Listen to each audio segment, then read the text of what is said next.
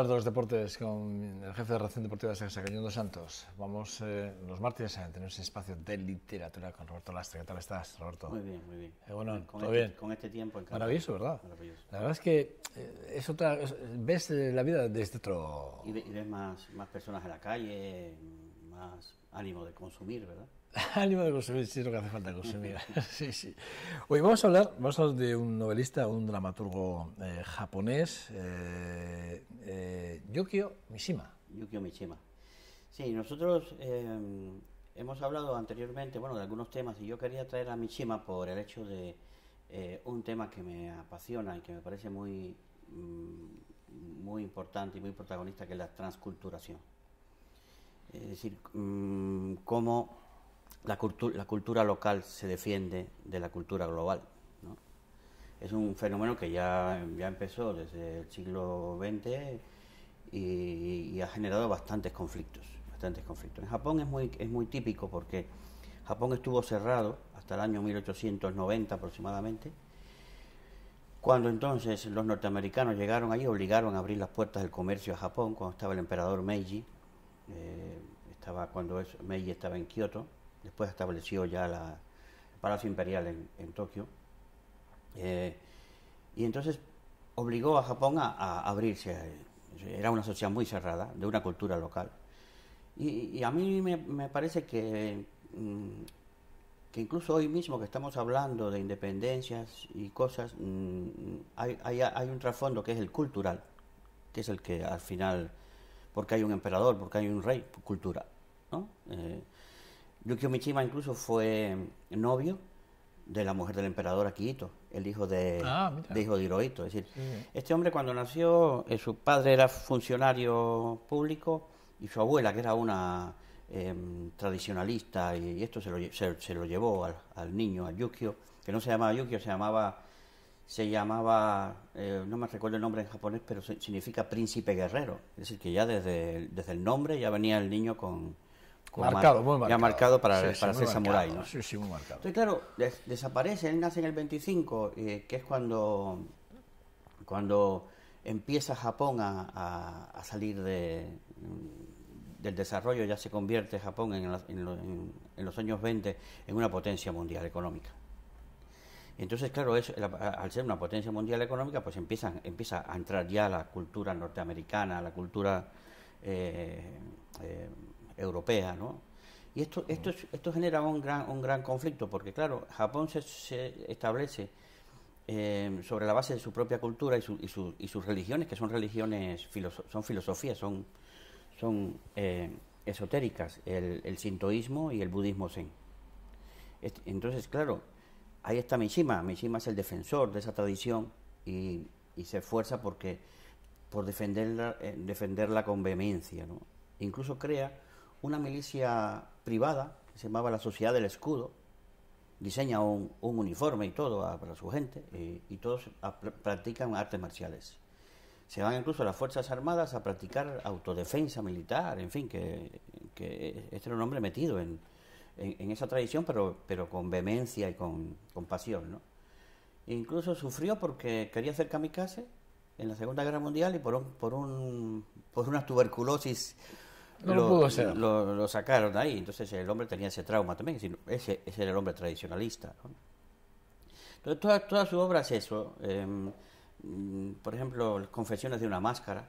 Es decir, andamos por la vida enmascarados de cultura foránea. No nos ocupamos de la nuestra, no defendemos la nuestra. Yo estuve en Japón en el año 90. Estuve allí como 5 meses.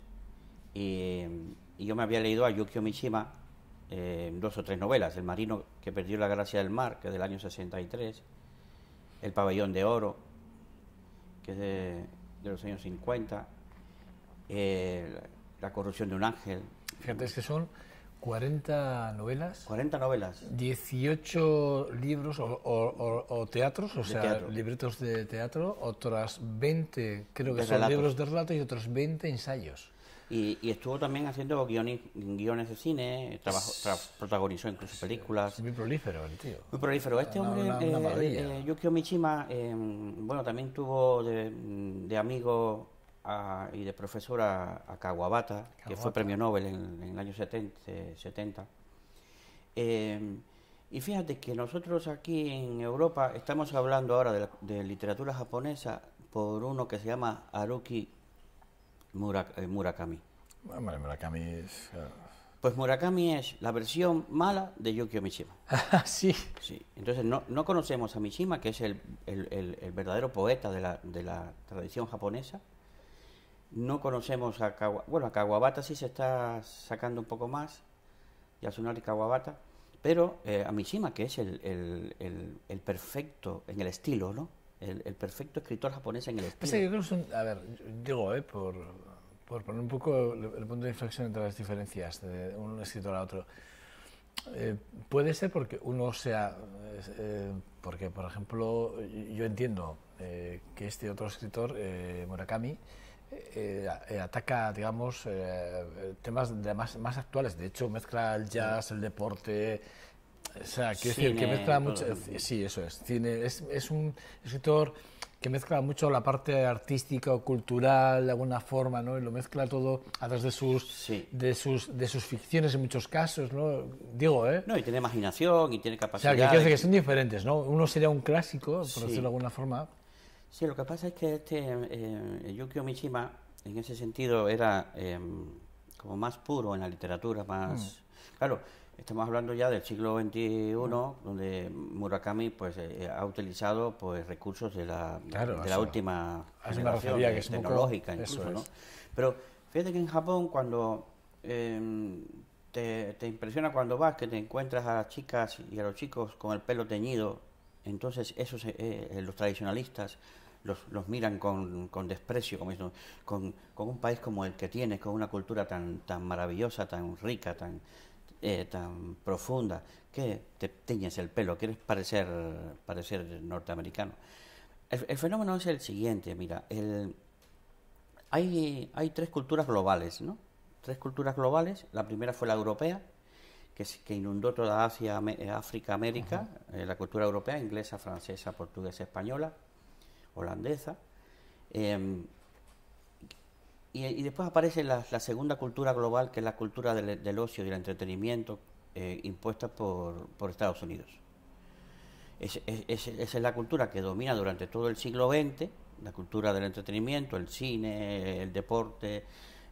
Todas esas culturas son transculturizadoras, se meten en las culturas locales, invaden, y por ejemplo pues el fútbol, el baloncesto, el McDonald's, es decir, toda una serie de el cine, el vídeo, es decir, todo eso se entra en nuestras casas, queramos o no. Es decir, las culturas globales invaden. Ahora hay una tercera cultura, que es la que está dominando a la segunda, que es una cultura global, digamos, ya no representa ningún país, sino que es la cultura global que se ha ido formando a partir de la diplomacia, de los famosos, de las revistas que leemos todos, es decir, o se leen todo el mundo, pues el Vanity Fair, la otra, es decir, el Financial Times, pues hay, a partir de lecturas de comportamientos, de la moda, de los deportistas, de las élites, se ha ido formando una cultura global en la cual, pues, digamos, te encuentras a un futbolista que te habla 4 idiomas, porque ha estado contratado en 4 países. Entonces, es decir, hay ahora una cultura global que ya no representa a ningún estado, ni a ninguna nación, ni a ningún país como hasta ahora, ¿no? O a países concretos, sino... Y ahí es donde se inserta Murakami. Murakami está en un mundo, en una cultura global que ya no es una invasión. Ya ha entrado por la vía de la televisión, del cine, de la radio, de la prensa, de las revistas, de las publicaciones, y entonces ya todos participamos de eso, ¿no? Yo me puedo hablar en un aeropuerto en Shannon, en Irlanda, con un señor de Sri Lanka, y ¿de qué podemos hablar?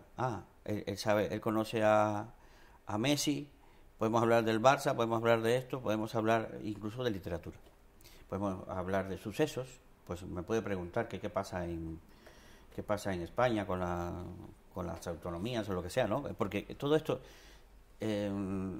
la prensa y la internet ha conseguido que que tengamos una información muy rápida de todo lo que pasa en cualquier lugar. Entonces, lo de las fronteras ya es algo como parte de la cultura, es cultural. En estos procesos de transculturación, que a mí me da risa cuando bueno, me da risa no, pero me parece que es una tontería, empezar a cuestionar o hacer un debate de que si debe haber un rey o no, o que si se debe separar una comunidad del resto, me parece que hay cosas más importantes, que es la cultura, que es lo que hizo que fracasara el socialismo. El socialismo fracasó porque no pudo construir una cultura propia. Tuvo que vivir de la cultura burguesa. Y esa cultura burguesa y esa racionalidad y esa manera de pensar no lo pudieron hacer ni creando el realismo socialista ni obligando a los autores a escribir o a hacer cine de una manera o de otra. Pues, es decir, hay una cultura que es la que es base de todo y yo creo que pasamos de eso, ¿no? Y en Yukio Mishima esto también se ve, es decir, él incluso en estos cuentos, se llama La Perla y otros cuentos. La Perla y otros cuentos, sí. Que es muy importante porque se publicó en el año 1953. ¿Del 53 es? Del año 53. Vamos a ver la portada ahora, si podemos verla en un momentico en la pantalla, para que ahí la tenemos. Esa es la portada del libro que hoy presentamos. Esta es una edición de Alianza Editorial del año 2010 y 2012. Y eso es el mejor libro de relatos porque lo compendió él mismo, Mishima, y está todo su pensamiento de la dificultad que hay en las relaciones sociales. Es un poco todo lo que hemos hablado, ¿no? Sí, todo lo que nos has contado ahora, ¿no? Un poquito todo eso sumando, se resume la obsesión con la muerte, con el honor, el dolor por lo perdido, por la cultura que se está desvaneciendo. La ambigüedad sexual, porque él se casa, tiene hijos, pero sin embargo es homosexual. Entonces, es también en una sociedad como Japón, pues la homosexualidad no estaba bien aceptada, bien vista. Tiene que luchar también contra esas oposiciones morales.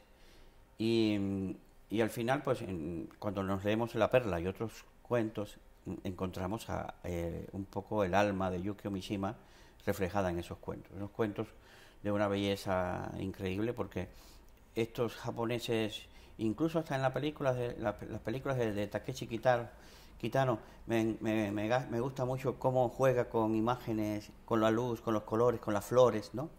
Entonces empiezas a leer a Yukio Mishima y parece que lo ves todo, ¿no? La luz cegadora, la gente con las camisas blancas en verano, que hace que la luz todavía sea más blanca, ¿no? Más clara. Las flores, los detalles que da, que parecen cuadros, es algo que ya de lo cual ya carecemos, ¿no? En la literatura moderna. Y no es porque yo prefiera esto que a Haruki Murakami, pero la verdad es que prefiero la poesía que la dureza y la rudeza que tiene a veces Murakami. Para mí es quizás Yukio Mishima un autor que deberíamos leer antes que leer a cualquier otro. Fíjate, estamos hablando de La Perla y otros cuentos, que es del 53, relatos que tienen mucho patriotismo, lo que hablan mucho de la cultura suya, sí. Y sobre todo de lo que tú decías, un poco un enfoque de lo que él sentía, ¿no?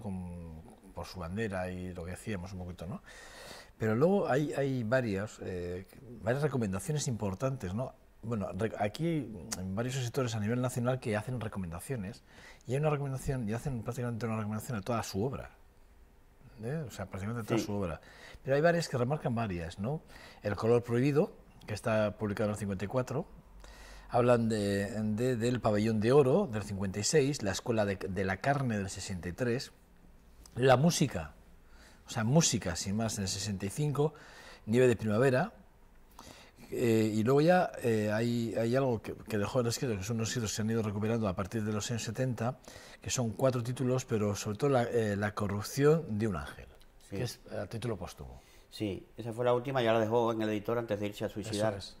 Se hizo el seppuku, el harakiri en el cuartel general de Tokio. Y Así, estos últimos días de la vida de Yukio Mishima la llevó al cine el, el, Schrader, Paul Schrader, el que hizo el guión de Taxi Driver y de La Última Tentación de Cristo, hizo una película que la escribió él también y la produjo Francis Ford Coppola y George Lucas, que se llama Mishima, una vida en 5 capítulos. Sí, bueno, una vida en 4 capítulos. En 4 capítulos. De Paul Schrader, sí, está hecha en el 85. En el 85. Después la vida de Mishima. Sí, la vida de Mishima. Después el director japonés, ahora no recuerdo el nombre, Kanawane, hizo otra película de Mishima. Este es el que hizo la película aquella que se hizo famosa, El Imperio de los Sentidos. El Imperio de los Sentidos, sí, correcto. Sí. Que se fue muy famosa en Europa porque bueno era esa filosofía zen de que vale más la espiritualidad que la materialidad, ¿no? Que es también de lo que habla Mishima. Sí, Pablo Schrader, señor. Vale más la espiritualidad que la materialidad. Es curioso, ¿eh? Sí. Fíjate que los japoneses en su cultura, que tienen ahí ellos tres estados de apreciación de la vida, de la realidad. Está el wabi, el shabi y el satori, ¿no? Entonces son como tres espacios, tres periodos mentales para conseguir una absoluta unión con la naturaleza. Esa unión con la naturaleza es lo que puede sustituir a cualquier dios, ¿no? Y es interesante porque nosotros nos han quitado Dios y no nos han puesto nada. Es decir, si me quitas a Dios, ponme otra cosa. Pero entonces... Bueno, un escritor interesante, ¿eh? Yo creo que además deberíamos de aconsejar no solo la lectura de este libro, evidentemente, sino parte de su obra, que yo creo que es de lo que estamos hablando, ¿no? Una obra muy rica. Y se conoce mucho Japón leyéndolo a él, porque claro, es la historia en la cual Japón empieza a ser ya una potencia industrial, económica, cultural, y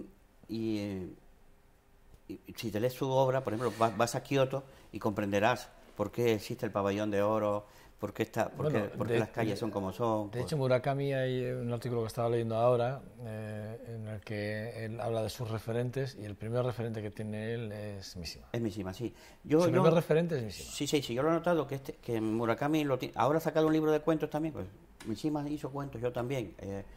Sí, lo acabo de leer ahora, hablando de sus grandes referentes a nivel literarios, él pone a Mishima como... Es lógico, porque es muy importante. Como referente, sí. Incluso Kawabata, cuando cogió el premio Nobel, decía que no se lo merecía, que se lo habían quitado a Mishima. Después había quien decía que Mishima había renunciado, secretamente había hablado con la academia de que él no quería el premio Nobel. Bueno, Roberto, que siempre es un verdadero placer. Bueno, pues a mí también. Yo me pasaría horas escuchándote, sinceramente, porque la verdad es que da gusto escucharte y saber los conocimientos que nos aportas. Yo, de verdad, es que es un verdadero lujo. Un lujo para mí personalmente y para el programa y para los televidentes, ¿no? Nos están viendo en 2.5 más ahora mismo. Es que los libros tienen una historia detrás, son tridimensionales, ¿no? También, entonces tienen... Se te ve que lo vives, ¿eh? Sí, creo, vivo para eso. Vives para eso. Que decíamos, le contaba a Esperanza Molina que igual el martes, después de este largo puente que tenemos, porque nos incorporamos el próximo 14, igual deberíamos hablar con Esperanza, tener aquí Esperanza y hablar de su obra, que sé que tú además tienes mucho aprecio, mucho cariño como ella a ti, y que además podemos hablar de su obra, que además tú la conoces también. Está muy bien que hablemos de eso, porque Esperanza es una mujer tan impetuosa, creativa, valiente, que hasta se atrevió a escribir una novela y un libro de cuentos, y son 2 obras muy buenas. Así que hablaremos con Esperanza. ¿Te parece? ¿Te parece? Es una propuesta que hago, ¿eh? Sí, muy bien. Sí. Pero tú mandas, ¿eh? Sí, no. Yo te lo quería proponer también. Bueno, Roberto, pasa un buen fin de semana, un buen puente y nada, que de verdad es un verdadero placer, un lujo tenerte aquí en este espacio, de verdad. Para mí, y repito, y para todos los que nos siguen. Pues gracias. Bueno, a ustedes nada, decirles que mañana vamos a estar aquí. Mañana ya es día 1 de abril. Mañana estrenamos mes. Y bueno, pues despediremos el programa y nos iremos de un largo puente y de descanso. Que además, espero que ustedes también me acompañen en ese largo puente y de descanso. Sin más, mañana mucho mejor, si se cabe o si se puede, Pero bueno, reciban un saludo muy fuerte de todo el equipo que hacemos posible este 2.5 Gasteiz aquí en VTV. Agur, agur.